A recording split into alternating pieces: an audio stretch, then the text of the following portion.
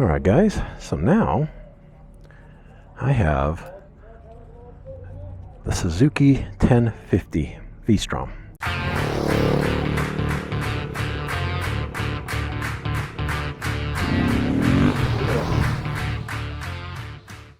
This is not the XT version that has the spoke rims, doesn't have the crash guards on the engine, doesn't have cruise control and a few other things. They've got one like that. It's actually the orangish, reddish orange and white color, which I really like, but this is the one that they would prefer I test drive, and mechanically they're the same. It should feel the same, so this will be fine for what I'm doing. This one's a 2020, so I'm going to take it for a quick little spin here and see how this one feels. Now, when I test drove the Kawasaki, that's a 650 and this is a 1050, so should be a noticeable jump up in power.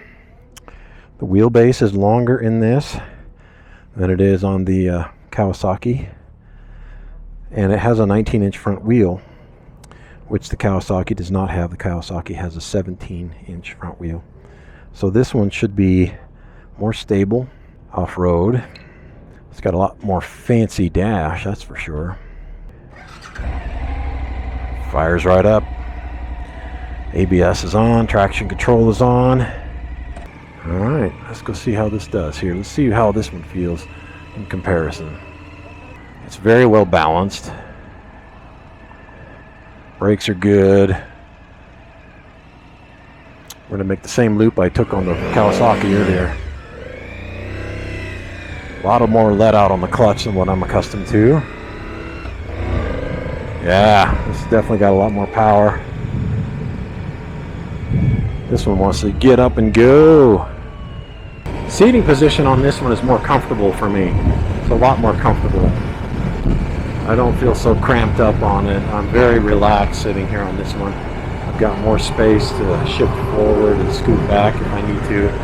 Not a lot, but I can. Foot pegs are a little bit lower. It's just a little bit more fitting for me, I guess, for my size. And I don't think I have as much wind noise. It's a little louder. It's also a much bigger engine. Tailpipe's a little closer to me too than it was before. You know, initially, when I first sat on this in the showroom before we ever took it outside, I felt like, I thought, oh, it's going to be heavy. Is it going to be top heavy? How's it going to feel in stop and go traffic? But right now, I mean, gosh, this thing feels really good. Very well balanced. Brakes are great. Gearbox seems a little less clunky to me, actually. So I like that. Got about half a tank of fuel. I'm not going to go that far. So a lot of people get hung up on having TFT displays on their motorcycles. This is not. This is an older technology LCD screen, and I can see it just fine here in the bright sunshine with my polarized sunglasses on. I can't even see my phone with my polarized sunglasses on, so I have no issues with this. I don't see why. I know the KTMs come with a TFT display. I don't care. I just want it to work, and I want to be able to read it, and I want it to tell me the information that I need to know. Well, guys, just like my ride that I did earlier in the day on the Kawasaki Versys 650, I had audio issues. The microphone had worked its way out of my helmet and out of the padding, and it was kind of dangling down out the bottom. So anything that was at very high speeds had quite a bit of wind noise on it. But one thing I can tell you is on this particular bike, this Suzuki, I had less wind noise in my helmet at higher speeds than what I had with the Kawasaki. And that's not connected to my actual audio for this video. It was just what it sounded like in my helmet. The Kawasaki had lots of wind noise. I didn't feel it. I didn't feel it buffeting my helmet around and, causing the vibrations and stuff. It was actually quite comfortable from a feeling perspective. But it seemed to be quite noisy in my helmet, and I thought, man, I'm going to need earplugs before I could ride this thing very long. This particular Suzuki here seemed to have less wind noise, and it seemed to not even kick in with much wind noise until I got faster. Anything over about 40, 45 on the Kawasaki was pretty noisy. This one, it seemed like it was 55 before I really started to notice a whole lot of wind noise. Now, I didn't have the adjustable windscreen set up for me or anything like that, but just, with the way that they were both set up, this one seemed to make less noise. I also know that the cockpit on this Suzuki was a little more comfortable for me. The foot pegs were placed just a little bit lower, so my knees were not quite so high up. It wasn't a major difference, but it was enough for me to notice, and it was enough to make me feel more comfortable. This bike also has a longer wheelbase, and I think that just gave me more room on the seat. I could scoot forward a little bit, I could scoot back a little bit before I bumped into that elevated passenger seat, and it just gave me some more flexibility for adjusting myself and making myself more comfortable. Handlebar position was great. I mean, everything about sitting on this bike and riding it was more comfortable to me for my build and my height and the length of my arms, which for my height really aren't that long. This one fit me really well. And at this point, as I was merging onto this busier road at higher speeds, the power of this bike was noticeably more than on the Kawasaki, and I expected it to be. This is a 1050, the Kawasaki was a 650. But this one is quick, much quicker, and for being as heavy of a machine as it actually is, it does not feel like that as you're riding the bike. It feels very light, it's very well balanced, it's not top heavy, even at low speeds. Coming up here near the end of the video, I actually do a little bit of low speed stuff that, 5, 6, 7 miles an hour in the parking lot, and it was very, very easy to do. This bike is very well proportioned and very well balanced.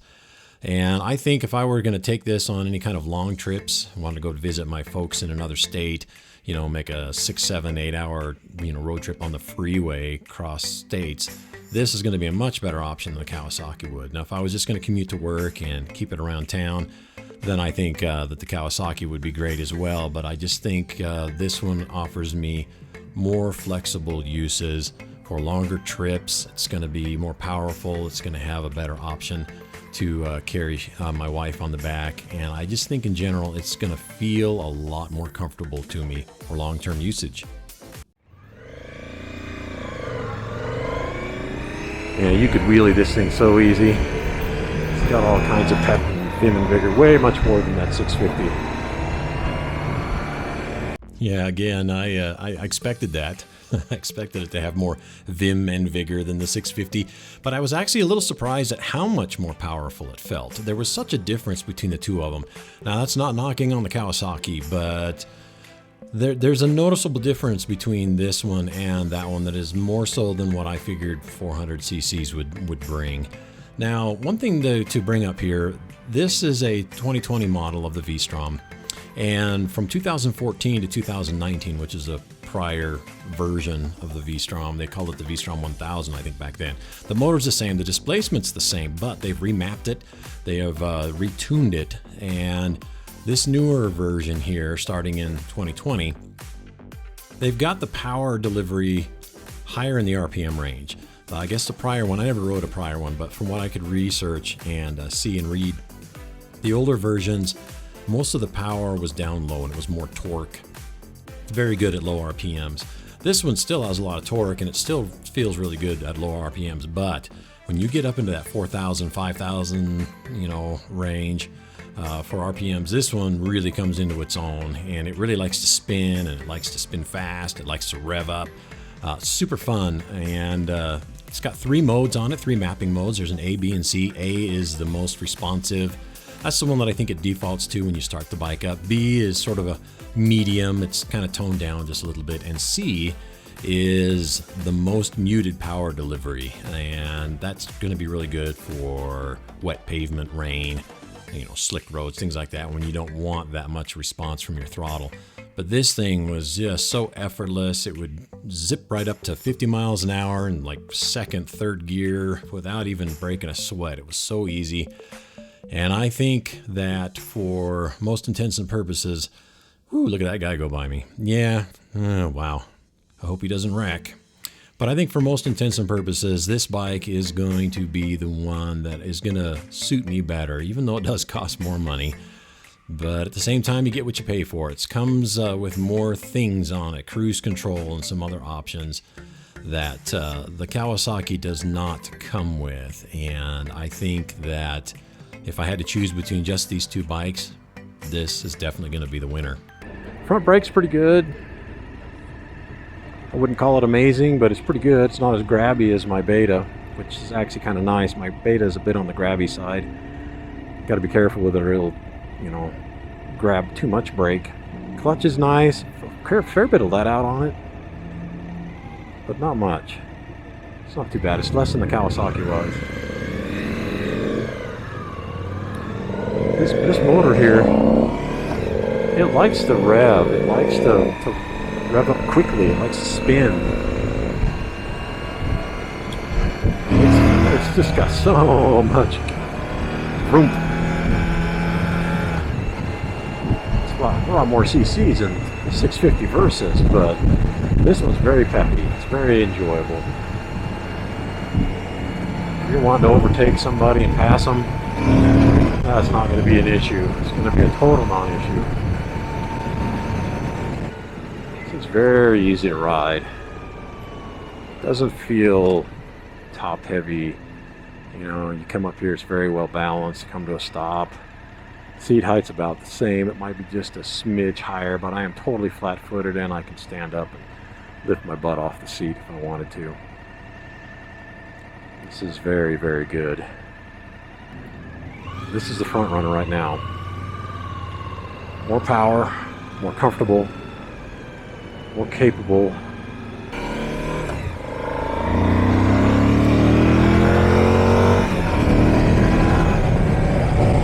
That was 55, third gear, and I wasn't even straining. Just completely effortless to get up to speed. Less wind noise for sure coming through here. Definitely less wind noise at the speed of 45-ish. So I was a little initially worried, like I said at the beginning, when I first sat on the bike. I was a little, I don't want to use the word intimidated, but I was slightly nervous about the height. Not so much the height of the seat, but the height of the tank, weight of the bike in general. When you push it up right off of a kickstand, it can feel a little bit on the heavy side. It's a much bigger bike than what I'm used to with my Beta. But when you ride it, even at low speeds and stop and go traffic, it is very stable. It's very well balanced. So was the Versus. That Versus was super easy to ride, just a piece of cake. Absolute piece of cake. But this one is every bit as easy.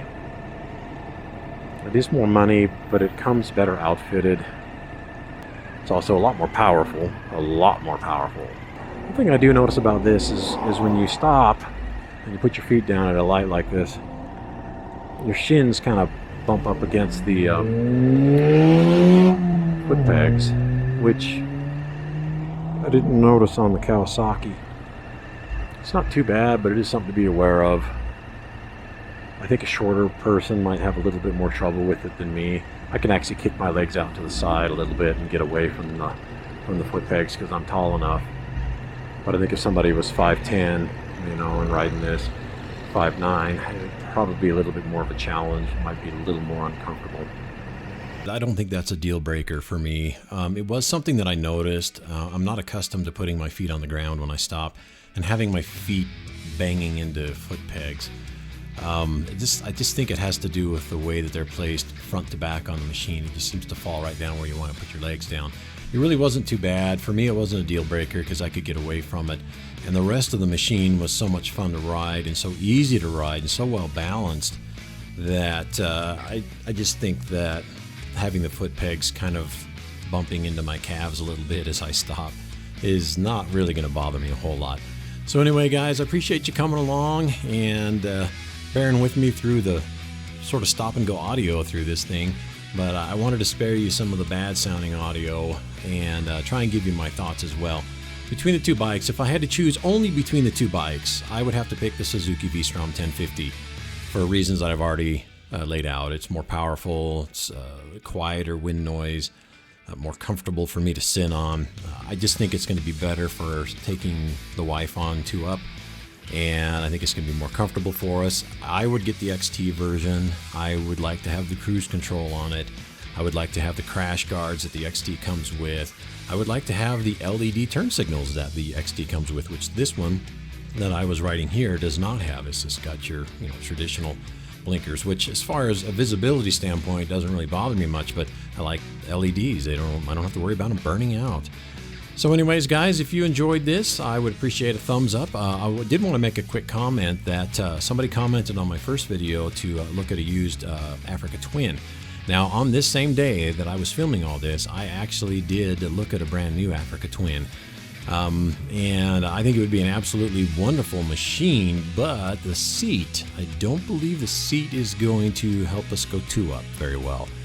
But I have not been looking at the older version, so I'm going to do a little bit of research on that and research some older models of an Africa Twin and just kind of see what the seating position would be like for passengers. But I will keep you posted and updated as things progress, and I hope you guys have some adventures of your own, and I'll catch you next time.